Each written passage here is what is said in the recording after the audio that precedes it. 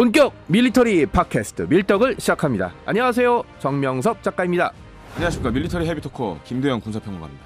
네, 이번 시간에는 그 EU에 관한 뉴스를 좀 전해드릴 텐데요. 얼마 전에 우르줄라 폰데라이언 그 EU 집행위원장이 벨기에 브뤼셀에서 열린 기자회견에서 총 8천억 유로, 한화로 1260조 원 정도 되는 유럽 재무장 계획을 발표했다는 소식이 전해지고 있죠. 네. 그럼 그동안 유럽은 군축을 진행하면서 이제 군사력을 많이 축소를 했잖아요. 축소라기보단 제가 보기엔 거의 소멸 수준이었어요. 그렇죠. 네. 그래서 이제 갑자기 이렇게 네. 재무장 계획을 발표한 이유가 뭘까요? 일단 뭐 여러 가지 소스를 좀 확인해 보면 첫 번째는 제가 보기에는 러시아의 우크라이나 침공 때문인 것 같아요. 유럽이 이제 군축을 단행한 명분이 냉전 이후에 나토의 가장 큰 적이었던 소련이 사라졌잖아요. 해체되고 러시아 연방이 들어서면서 이제 대규모 전쟁은 벌어지지 않을 거다라는 명분을 내세워서 뭐 어마어마한 군축을 시행해서 유명한 얘기 많잖아요. 특히 뭐 폰데라이언이 있던 독일군 같은 경우 뭐 기관총이 없어서 빗자루를 달고 나갔다든지 뭐 장갑차에 기름이 없다든지 뭐 이런 괴담 아닌 괴담들이 엄청나게 많이 좀 들렸는데, 러시아가 우크라이나 침공하면서 이제 발등에 불이 떨어진 셈이잖아요. 이렇게 지도를 놓고 보면 우크라이나가 완전 점령 내지는 괴뢰 정권이 들어서서 벨로루시처럼 이렇게 러시아의 속국화가 돼버리면 그 다음에 남은 건 폴란드, 발트 3국, 그리고 바로 독일과 동부 이제 중부 유럽 쪽이에요. 그러니까 특히 독일 입장에서는 발등에 불이 떨어지다 못해 발등뼈가 다 녹아내릴 지경인 게 가장 좀 크고,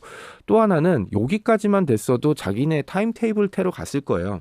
그런데 트럼프 대통령이 당선되면서 가장 먼저 했던 게, 야 유럽 돈 좀 써야지, 야 방위비 안 올리면 다 나토 뺀다, 나토의 미군들 뺀다.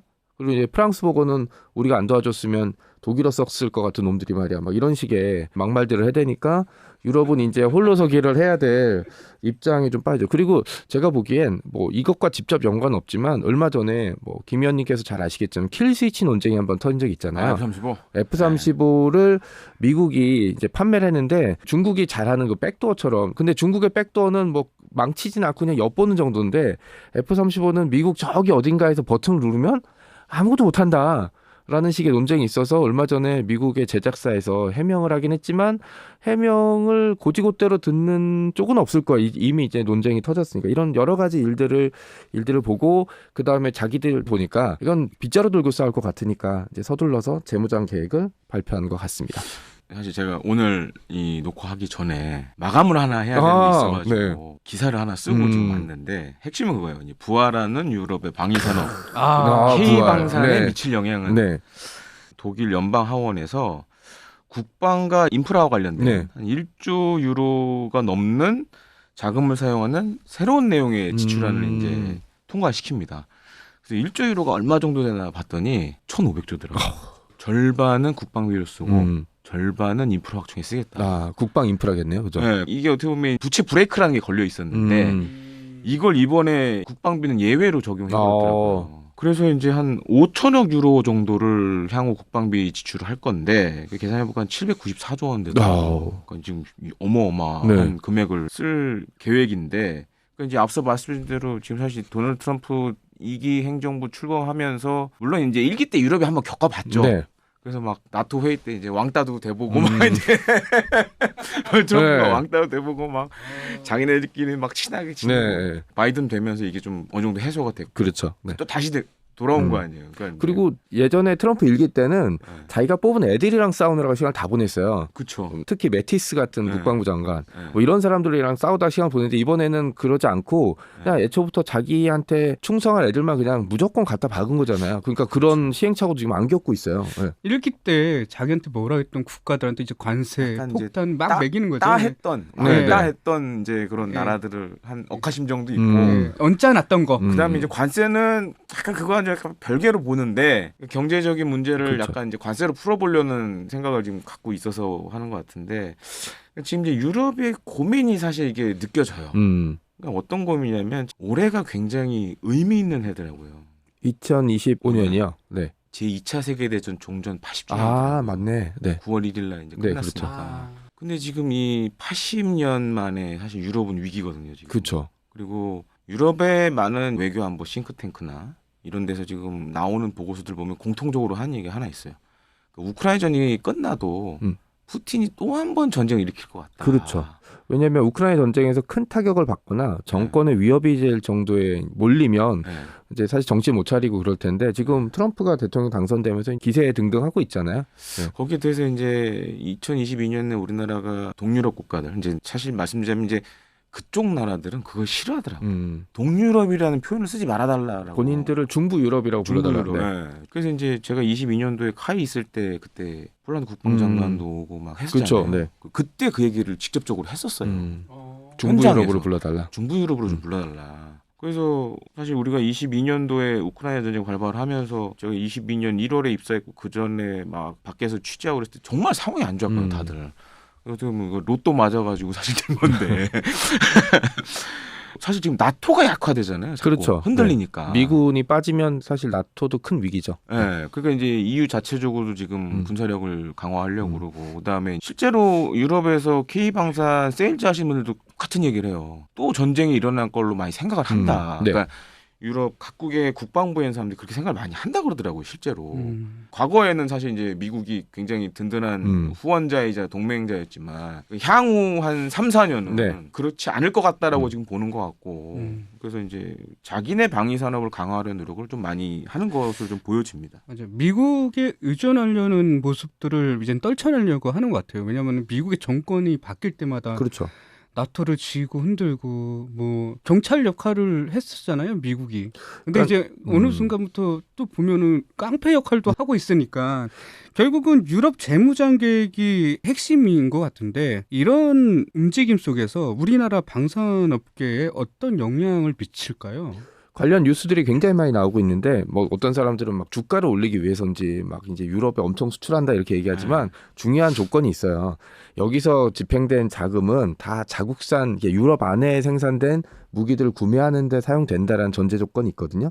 그리고 독일 같은 경우도 재무장 선언에서 국방비 늘린다고 그게 우리나라한테 직접적으로 뭐 올 건 없어요. 유럽도 뭐 독일도 자주포, 탱크 뭐 자기네들 다 만들고 있으니까 그 우리에게 가장 크게 영향을 미치는 건 오히려 이 상태는 우리가 좀 정신을 바짝 차려야 될 단계가 좀 왔어요. 왜냐면 그전에는 유럽이 약간 야 무기 사야 되는데 없어? 야 독일은 20년 걸리고 뭐 미국은 새로 생산하는 게 없으니까 어디 한국 저희 있습니다. 그러면 쫙 그 틈에 이제 좀 밀고 들어와서 2022년에 폴란드 방산 계약이 터진 게 딱 그거였거든요. 그 시점 이제 정말 절묘하게 틈을 노렸는데 앞으로 유럽이 정신을 차려서 자국산 국방 무기 체계를 확보하고 그걸 자국 내 자금으로만 한다 그러면 우리에게는 사실 뭐 무작정 좋은 움직임이라고는 볼 수는 없죠. 그리고 실제로 뭐 마크롱 대통령이었나요? 한국산 무기를 너무 많이 구입하지 말라라는 식의 얘기를 한 적이 있기 때문에 좀 조심해야 될 단계에 접어든 거죠. 맞아요. 작년에도 그렇고 올해에도 그렇고 프랑스 마크롱 대통령이 계속 바이 유러피언 우리 거 계속 사자. 유럽 무기는 유럽 안에서 해결하자. 작년에도 저희가 한번 다뤘었죠. 네, 맞습니다. 그래서 이제 EU 회원국들이 우크라이나 전쟁 발발하고 나서 23년도까지 뭐 각종 이제 무기 체계, 방산물자 구매한 게 한 1천억 유로 된다고 그러더라고요. 우리 하나로 따져 보니까 한 159조 원 되더라고요. 근데 이 가운데 거의 78%가 EU가 아닌 다른 데서 구매했어요. 근데 이 78% 가운데 63%가 이제 미국. 이게 역설적인 게 우크라이나 전쟁이 터지자마자 유럽의 많은 나라들이 물론 거기 이제 폴란드 들어가 있고 미국 제목을 진짜 많이 샀어요. 왜냐하면 생각에 이제 뭔 일이 터지면 나토의 핵심인 미군이 유럽에 달려와서 같이 이제 작전해야 되고 하니까 연합작전 해야 되니까 오히려 미국산 무기를 많이 샀거든요. 그러니까 이제 지금도 이제 예를 들어서 F-16도 발주하면 번호표 뽑고 한 3년 4년 기다려야 되고 폴란드가 F-50 구매하기 전에 먼저 알아봤던 건 사실 F-16이었어요. F-16을 이제 로키드 마틴에서 알아보니까 번호표 뽑고 그러니까 번호표 뽑고 한참 한 2, 3년 기다려야 되는데 그러니까 그럼 우리 급한데 어떻게 하지 그랬더니 저 동양에 가면 해가 떠오르는 나라에 카이란 회사가 있어. 가서 우리 거랑 비슷한데 좀 싸고 좀 작아. 근데 괜찮아. 그래서 왔거든요. 그래가지고 이제 F-50을 구매를 했거든요. 그래서 사실은 그때 제가 이제 회사 다닐 때였으니까 4월인가 이렇게 소문이 났었어요. 폴란드에서 뭐 컨퍼런스 콜을 했다. 그래서 야 저게 과연 그럼 우리한테 기회가 올까 했는데 갑자기 5월달에 폴란드 국방부에 날라온 거예요. 그리고 그때 여자가 한 명 왔었어요. 그 뭐였냐 우리 치면은 기재부의 중요한 직책을 맡고 있는 사람이 온 거예요. 예산을 담당하는. 그래가지고 그때 이제 사천에 저는 안 갔었는데 나중에 이제 사진으로 봤는데 그 이제 보통 VIP들이 오면 이렇게 F-50에 한 번씩 타봐요. 네네. 물론 비행 말고 그냥 좌석에 앉아보는 것만 했는데 그때 어떻게 했냐면 앞좌석에 폴란드 전 국방부 장관이 네네. 앉고 뒤에 그 여자가 앉았어. 오, 배우 조종자구나. 그러니까 이제 물주다. 왜 얘를 앉혔어? 오. 그래서 보면서 이게 확실히 네. 돈 진 놈이 그럼요. 짱이구나. 네네. 그랬어요. 그러니까 이제 유럽 내에서도 이렇게 되다 보니까 당연히 이제 각성이 될 수밖에 없죠. 그 지금 거의 60% 넘는 거를 지금 다 미국산을 샀으니까. 네. 반면에 이제 유럽은 지금 이제 문제가 뭘 하고 싶어도 생산이 안 되니까 지금 뭘 당장 할 수 있는 상황은 아니니까. 네. 이게 한번 무너진 이 관련 인프라를 다시 세우는 건 굉장히 어려운 게 그렇게 할 수 있는 능력이 있었으면 미국이 조선 산업을 진즉에 재건했겠죠. 예, 그 미국이 내린 결론은 두 가지예요. 안 되니까 그 외국 조선업체, 그러니까 우리나 일본 조선업체한테 그 미국에 있는 조선업체 인수해서 니들이 배를 좀 빨리 만들어 달라. 그 다음에 외국에 맡겨된 유지 보수 같은 경우는 그냥 해당 국가에 맡겨버리고 뭐 이런 식으로 되기 때문에 유럽이 정신을 차렸다고 해도 다시 재개돼 올라가려면 저는 불가능하거나 시간이 꽤 오래 걸릴 거라고 생각합니다. 그러니까 이제 그럼 왜 유럽의 방위 산업이 이 모양이 됐냐를 좀 이제 알아봐야 될 것 같아요. 결정타 그거였어요. 사실 베를린 장벽이 무너지면서 당시에 미국, 뭐 나토, 바르샤바 조약기구, 소련이 이걸 맺으면서 이제 꼬이기 시작해요. 이제 유럽 재래식 무기 감축 조약을 맺어요. 그러면서 최근에 제가 보니까 한 92년 3년 그때 동서독일 전차만 거의 한 6,000대 갖고 있었더라고요. 그렇죠. 근데 이 감축 조약이 맺어지면서 계속 축소가 된 거예요. 그래서 이제 그때 상한선을 어떻게 만들었냐면 나토, 그러니까 미국 제외한 나토 회원국들이 당시 전차 보유 대수가 한 2만 3천 대 됐더라고요. 근데 그걸 이제 2만 대로 줄였고 첫 단계로 그다음에 또 이제 16,000으로 줄였고 근데 이제 베를린 장벽 다 무너지고 나니까 사실 이제 유럽은 평화의 시대가 열렸구나. 그럼 이제 국방비를 계속 감축했잖아요. 유지하는데 비용만 드니까. 네, 감축하고 이러다 보니까 그리고 이제 징병제였던 나라를 모병제로 많이 그렇죠. 전환하고 군병력이 줄어드니까 당연히 장비도 운용할 사람이 줄어들고 그러니까 이게 이때부터 이제 잘못되기 시작한 거죠. 그리고 징병제 말고 모병제로 하게 되면 월급만 줘야 될 게 아니라 여러 가지 추가 비용들이 들어가요. 네. 이제 직업이 되니까 군인이 징병제 되면 이제 최소한의 월급만 주고 버틸 수 있는데 이게 직업이 되면은 뭐 복지 서비스 제공해 줘야 되고 연금도 해야 되고 연금도 줘야 되고 모병을 해야 되는데 뭐 일본 같은 경우도 그렇고 선진국일수록 군인이 되고 싶어하는 사람은 어디 있겠어요. 그러니까 인센티브를 제공해 줘야 되면 그거 다 돈이고 한 번 준 인센티브는 줄이질 못해요. 그렇게 되니까 뭐 점점 감축되고 뭐 네덜란드 같은 경우는 전차 한 대 없고 옛날에 사실 네덜란드도 냉전 때는 강군이었죠. 강군. 네. 그래서 사실 유럽 방위 산업도 변화의 시기가 사실 있었어요. 없었던 건 아니었어요. 일례로 사실 이제 우리가 유럽을 대표하는 방산업체 중에 하나가 에어버스 방위 우주 사업부. 요게 있는데 얘네들이 그럼 왜 이렇게 합쳐지게 됐냐? 99년도에 프랑스에 지금은 이제 그 에어버스로 많이 갔는데 아에로바시알이라고 유명한 항공업체죠. 네, 아에로바시알이라고 이제 한때 프랑스 정말 대표 항공업체였죠. 거기하고 이제 마트라라는 유도무기 탄약하는 데가 이제 통합이 됐고 1차로 그다음에 독일의 다사, 스페인의 카사 이게 합쳐져서 지금은 이제 이 이름도 없어졌는데 EADS가 그때 만들어졌죠. 그 2000년 아마 익숙한 이름이네요. 네, 네. 그래서 생겼다가 EADS도 이제 나중에 이제 결국에는 이제 에어버스로 이제 통합이 됐는데 사실 지금 이제 유럽의 방위 사업들 잘 보면 이렇게 M&A든 합종 연행을 하든 옛날에는 사실 나라들마다 뭐 전차 만드는 회사도 그렇죠. 있었고 항공기 만드는 지금 거의 다 통합이 돼 버렸어요. 그러니까 항공기 쪽은 거의 통합이 다 됐고 에어버스 쪽으로 다 통합이 돼 버렸고 반면에 이제 영국은 또 섬나라다 보니 또 자기들 그게 있으니까 그래서 BAE 시스템즈로 살아남았고. 그러니까 그런 과정이 있었고 또 한 가지로는 이게 또 굉장히 중요합니다. 탈냉전 이후에 이제 유럽에서 나오는 것들이 뭐냐면 무기 개발도 같이 하자. 조별 과제. 네, 그래서 이제 유럽 무기 공동 개발 협력 기구가 1996년도에 창설이 돼요.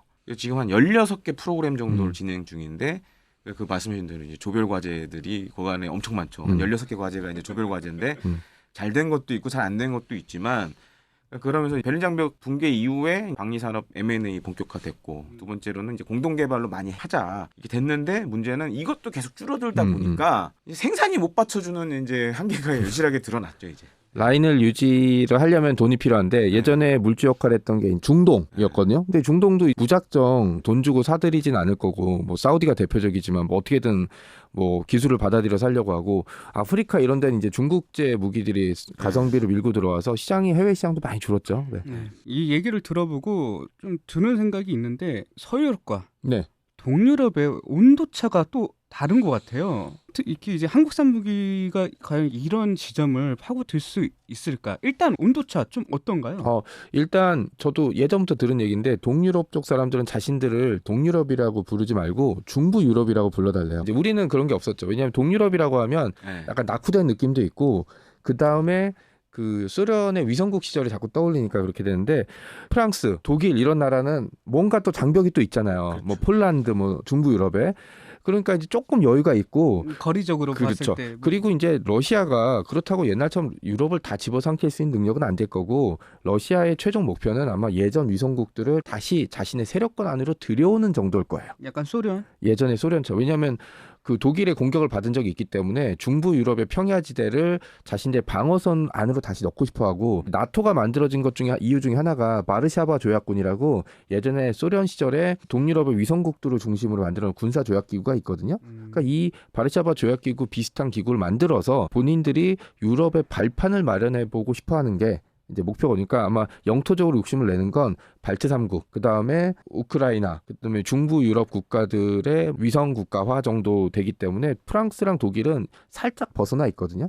그러니까 러시아와 인접국이냐 아니냐의 차이인 그렇죠. 거네. 네. 쉽게 얘기해서. 네, 맞습니다. 사실 이제 앞서 설명해 주셨지만 동유럽 국가, 뭐 중부 유럽 국가들이 사실은 이제 많이 나토에 들어왔잖아요. 근데 이제 그때 가입했을 때 그 문제가 있었어요. 그러니까 무기 체계 상호 운영성 문제가 생겨버린 거예요. 왜냐면 대부분이 다 구소련제 무기니까. 구소련제 무기를 썼으니까. 그래서 이제 그때 가입을 할 때 이제 조건을 걸긴 걸었었어요. 그러니까 빨리 요거를 좀 우리랑 맞는 무기 그렇죠. 체계를 좀 바꿔라. 근데 문제는 그걸 시한을 정하지 않았었어요. 그러다 보니까 어떻게 했냐면 예를 들어서 폴란드 뭐 미그 29 전투기 같은 경우에는 이제 안에 있는 뭐 항전 장비, 피하 식별 장비 이런 것만 이제 갈아서 서방제로 쓰고 그리고 계속 이제 물론 이제 당시에 동유럽, 중부 유럽 국가들은 이제 공통적으로 경제 문제가 있으니까. 그렇죠. 네.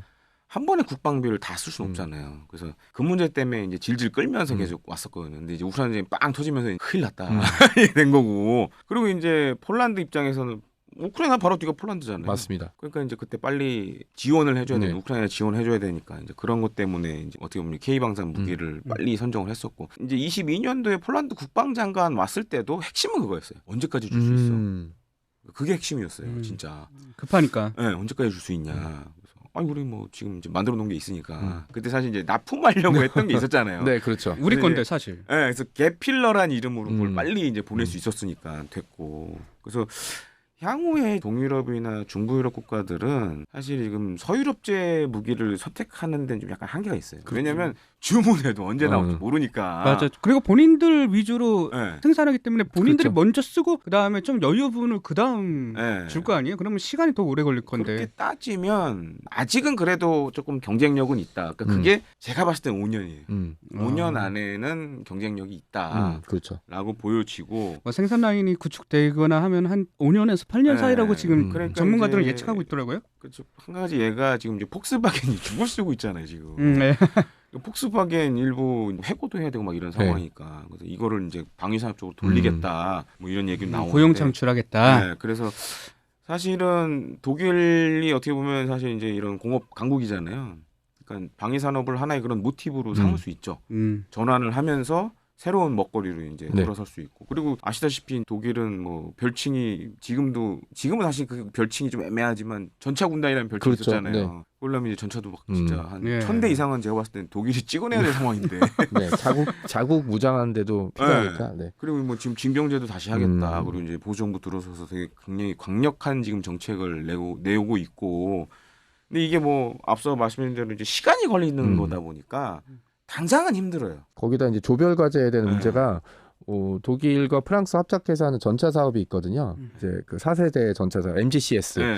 여기에 폴란드가 끼려고 했다 나가 이랬어요. 그렇죠. 그러니까 이런 식으로 중부 유럽과 서유럽 사이에 온도차는 분명히 존재하기 때문에 우리는 이제 사실 서유럽보다는 중부 유럽을 좀 집중적으로 공략해야죠. 약간 내외하네요, 이런 식으로. 그렇죠. 이 상황에서 조별 과제에 돈 들고 들어오겠다는데 이제 자기 발언이 약해질까봐 나가 이랬으니까 폴란드 입장에서는 좀 애매하죠. 네. 그러니까 루마니아에서도 이번에 최근에 기사 보니까 K9 현지 생산한다고 일전 들여가지고 진행한다. 그러니까 동유럽에서 그들이 말하는 중부 유럽에서는 굉장히 활발하게 지금 우리나라 무기들이 속속 들어가고 있는 실정이거든요. 에스토니아도 뭐 비슷한 맞습니다. 네. 느낌인 것 같고 결국은 이 아까 우리 김대영 의원께서 얘기하신 향후 4, 5년이 중요하다고 생각하는데 이제 한국산 방산 무기가 유럽에서 살아남으려면 과연 어떤 식으로 좀 어떤 전략으로 좀 진행을 해야 될까? 예. 지금까지 폴란드를 비롯해서 우리가 어필했던 게 두 가지였잖아요. 가성비와 로켓 배송. 예, 근데 4, 5년 후까지 그걸로 어필하기는 좀 애매하고 왜냐 이건 일시적인 상황인 거지 이게 영구히 지속되지는 않을 테니까 제가 보기에는 두 가지입니다. 하나는 유럽이 길을 써도 못 만드는 무기. 예를 들어서 뭐 유럽과 민주주의 국가의 표준이 된 K9 같은 경우는 PZH-2000이 다시 생산이 재개돼도 가성비 차이 때문에 아니면 성능 차이라든지 이런 것 때문에 아마 채택을 계속 할 수밖에 없을 것 같고 그다음에 뭐 지금 루마니아에 이제 공장 설립하고 그다음에 폴란드에 이제 PGZ 사처럼 이렇게 합작으로 공장을 만들어서 그러니까 미국 자동차 시장 공략할 때랑 비슷한 거죠. 그 미국의 경제권 안에 멕시코가 들어가 있잖아요. 그러니까 다 멕시코에 공장을 지어서 미국으로 차를 수출했던 것처럼 중부 유럽 쪽의 생산 거점을 한 군데 내지는 두 군데 정도 만들어 놓고 이제 여기에서 생산하는 거는 이제 유럽 안에서 생산하는 거잖아요. 그렇게 되면 이제 경제적인 이익도 걸려 있기 때문에 해당 국가나 업체에서 이제 몫을 좀 높일 수 있고 이런 식으로 그리고 어차피 우리 무기 자체가 나토 표준 규격에 다 맞춰져 있기 때문에 뭐 그런 문제는 가장 어떻게 보면 눈에 보이지 않지만 필요했던 게 지금 포탄이나 탄약 같은 이제 소모성 물품인데 이거는 사실 우리가 잘 생산할 수 있으니까 이것도 뭐 이제 같이 서비스를 해서 우리가 생산 거점을 중심으로 자리를 좀 잡는 게 김대영 의원님 말씀대로 5년에서 8년 사이 자리를 잡는 게 저는 굉장히 중요하다고 보고 있습니다. 유럽과의 협력은 좀 어떻게 생각하세요? 그러니까 지금 이제 앞서 현지화 얘기를 해주셨고 사실 이제 현지화가 이제는 유럽 시장에서 굉장히 중요한 요소가 됐어요. 예를 들어서 지금 이제 폴란드에서는 K2 전차 어찌됐든 이제 폴란드 국영 방산업체인 PZ랑 현지 면허 생산을 할 거고. 루마니아에서 또 K9 자주포 공장도 지금 하고 있고 이런 것도 굉장히 중요하고 또 한 가지로는 사실은 지금 이제 유럽이 이제 아까 조별 과제 얘기해 주셨지만 그 유럽에 보면은 유럽 무기 공동 개발 협력 기구라는 게 있어요.